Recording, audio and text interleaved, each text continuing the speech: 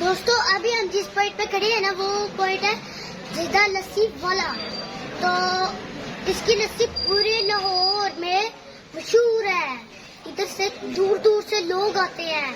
तो अभी थोड़ी देर पहले इधर बहुत ज्यादा भीड़ थी, अब थोड़ी कम हुई है। अभी हमने टोकन ले लिया।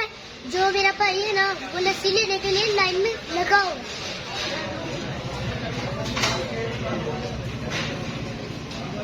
और इधर पहले टोकन लेना पड़ता है, फिर लाइन में लगना पड़ता है और काफी देर बाद बारी आती है। मगर देखिए चेते की लस्सी की क्वालिटी है, इसलिए दूर दूर से लोग उसको पीने के लिए आते हैं। मेरा भाई जो है ना वो लस्सी लेके आ रहा है।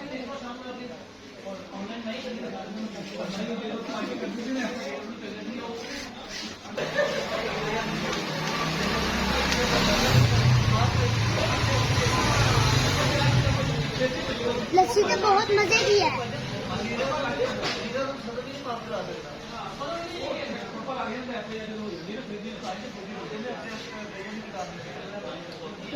बहुत मजा आ रहा है। दोस्तों आप जब भी लाहौर आए तो जेदे की लस्सी जरूर पिया करें, आपको बहुत मजा आएगा।